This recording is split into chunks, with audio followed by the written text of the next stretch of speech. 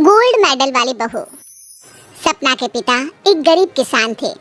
माँ पिता खेत में काम करते तो पीछे से सपना गांव के बच्चों के साथ हॉकी खेलती।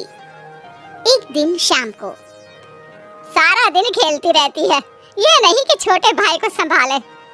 माँ पता है, मैंने आज हॉकी में पास के गांव के लड़कों की टीम को हरा दिया। अरे वाह वाह मेरी बेटी, शाबाश, ये ले के रुपया, जा जाकर टॉफी खा ले।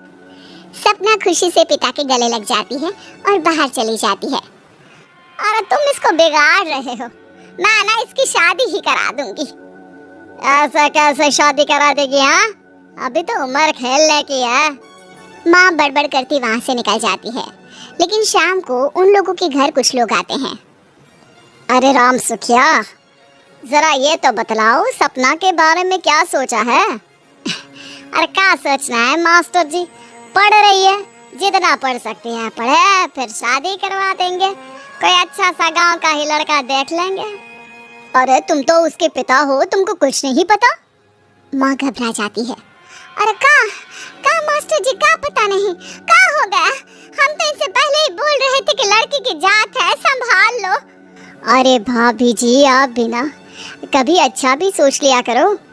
अरे सपना क्या खेलती है हॉकी, बड़े से बड़े आदमी भी नहीं जीत पाते हैं उससे।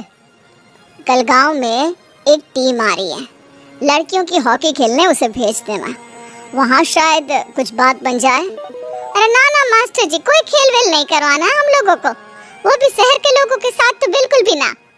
शहर के लोगों का ना कोई भरोसा नहीं होता मास्टर जी। अरे कैसी बात कर रही हो सपना की माँ, बुरा आदमी तो हर जगह मिल जाएगा, उसके लिए शहर का और गांव का। हाँ हाँ मास्टर जी, हम लोग तैयार हैं, कल आ जाएगी सपना वक्त से। माँ के लाख मना करने पर भी पिता सपना को हॉकी टीम के लिए भेज देते हैं। शाम को सपना वापस आती है, लेकिन लट के मुंह से। और क्या हो गया, मार खाई हो का? कौन मारेगा, कौन मारेगा हमें? कोई मार वार खाकर नहीं आए। अरे फिर शकल पर 12 क्यों बजे हैं, बताओगी? देखो माँ, आप समझोगी नहीं, बताकर फायदा क्या है? अरे बिटिया रानी, हम तो समझेंगे ना, हमें ही बता दे।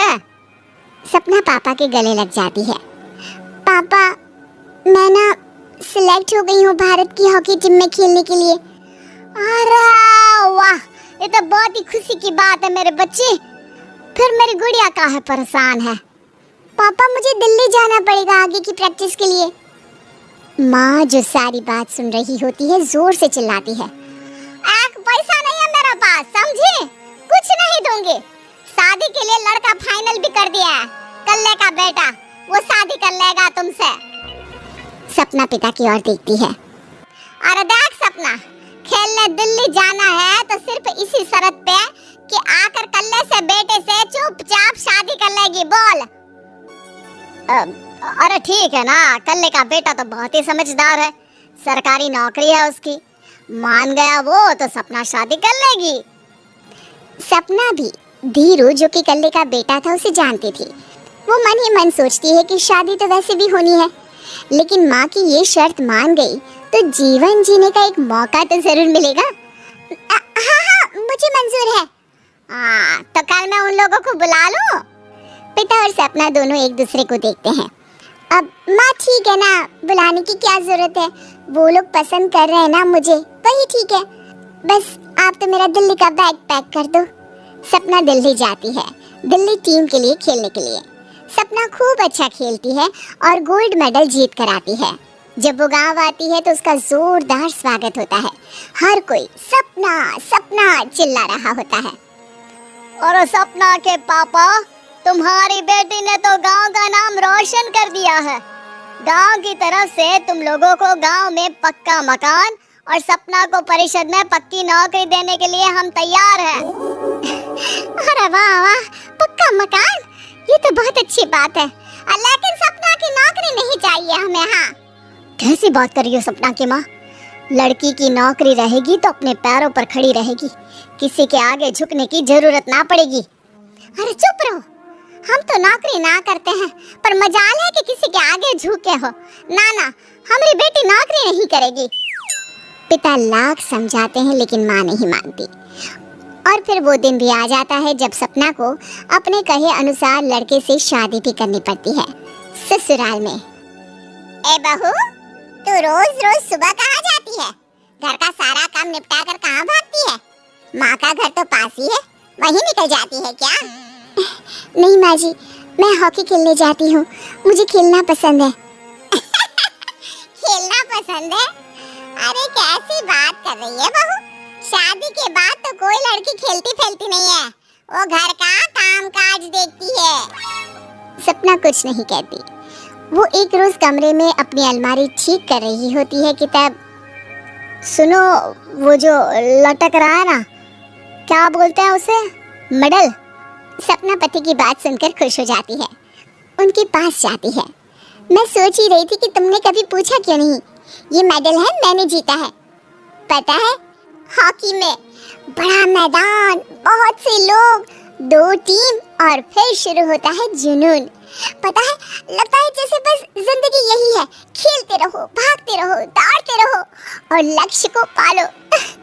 सुनो ना, मैं ना भारतीय टीम के लिए खेलना चाहती हूँ।